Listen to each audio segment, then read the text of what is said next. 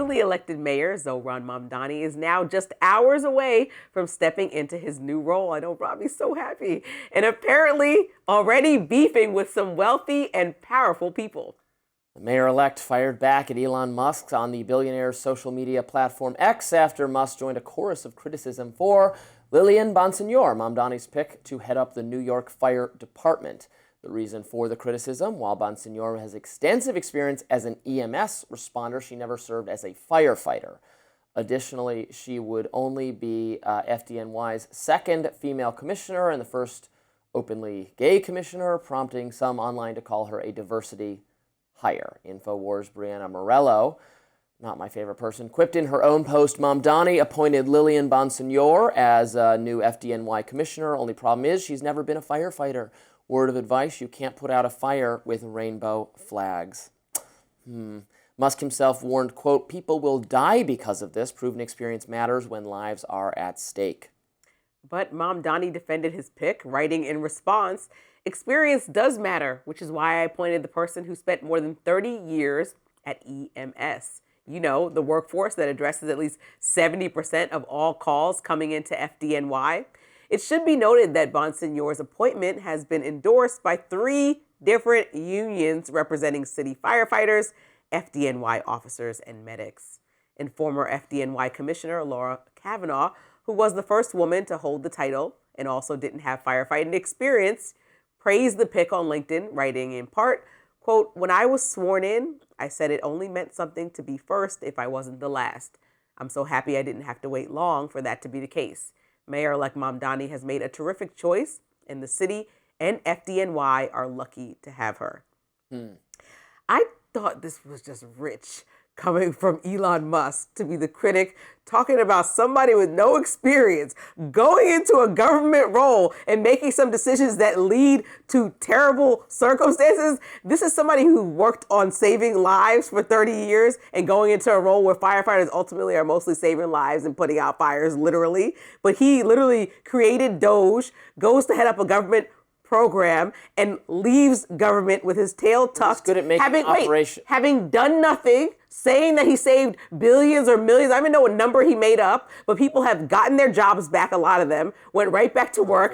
Nothing was really codified from what he did. He left, he almost lost half his stock in Tesla, made it back, decided he needed to go back to work because he realized his company was tanking. So you need to stay in your lane. He's the prime example of somebody who should not come into government and work in a field they have no experience in and wreak havoc across the world and within our communities, and not give advice about somebody who has an experience for 30 years saving lives and wants to work with the fire department and oversee them. I don't understand why he would jump in this conversation. That's real rich. Obviously, I don't agree with that characterization of Elon Musk in any way, shape, or form. But I will surprise you, maybe, by saying that I actually think the criticism of this person for not having firefighting experience is, frankly, a little beside the point, because there aren't that many fires. It's all medical issues. Things don't catch fire. I know people say, oh, but this fire, that fire. We're just talking statistically overall. Yes, there are fires sometimes, but most of what the fire department does, mostly the fire truck comes for medical issues for people. I live here in D.C. There's the building kitty corner from me. There's a fire truck that visits it, or an ambulance or something, every single day. There's never been a fire. There's someone who has a medical episode, probably someone who's benefiting from some housing program where they don't even belong in this kind of community. Well, don't go down that rabbit hole. You're making a good point without that. Come on, skip that. I bet if you FOIA'd whatever the budget for the city, you'd find out that this one building where the fire truck gets called every single day is responsible for millions of wasted resources where this person should be in a mental facility. That's just my guess. You're right, I don't know.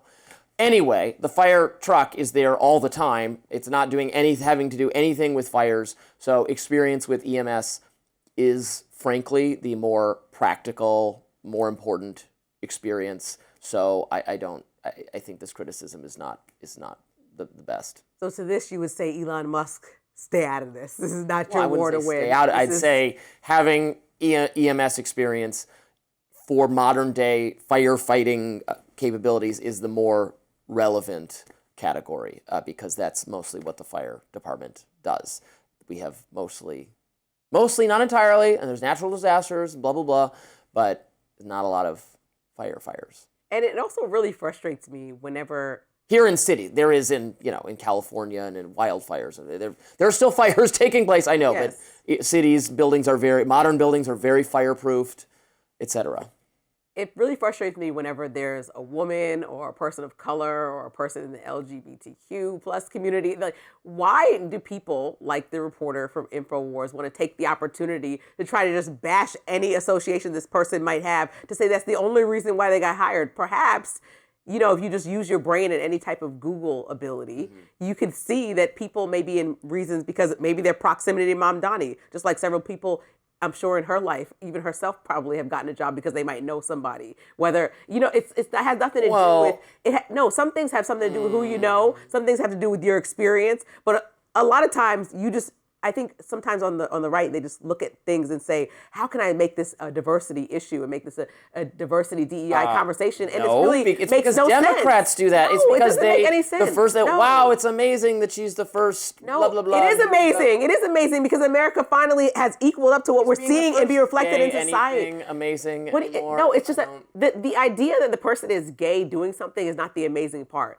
It's amazing that we broke the barrier that shouldn't even have been a barrier in the first place. That's the point. It's not about the person being there because of the barrier. Okay, it's the fact that this shouldn't have happened. Why are we here? Why are we this old? For some identity-based reason, when the celebration of identity is so core to the progressive ideology these days in a way that is harmful. Shall we not celebrate our identity? It's part of our identity. That doesn't mean that should be the reason why we get a job or land in a position.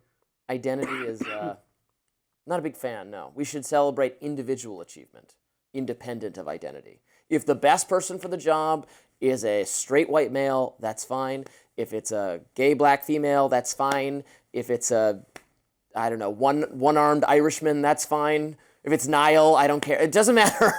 It doesn't matter. That's what I say. The minute that it's not a straight white male, oh my God, I can't even prove my point because I'm losing my voice. Take it away. All right. I think there's been too much identity focus, and we need to get past that. And that would be better for the Democrats because people don't like that kind of thing. Too much of the DEI. But I don't have any problem with this person. I think she's qualified. I think in a knee-jerk way, jumping on someone in one of these groups, just because and assuming they're not qualified. But again, I would say the affirmative action kind of paradigm creates that concern. But I think the minute that it's not a straight white male, that's when we start to look at them and say, well, if I don't want them here, how can I find out the reason why they don't belong here? Mm-hmm. And it's like, oh, you just got picked as a DEI hire. And I think that is completely unfair, especially for this woman who has experience. Perfectly qualified. I agree. So I think that Elon Musk jumping in this conversation was wrong. The reporter from InfoWars was wrong. Well, she's a word I can't say on TV. I don't care for her very much. She had not nice things to say about me. All right, next up, CNN's Scott Jennings called Marjorie Taylor Greene a lib. Really? We'll talk about that next. Stick with us.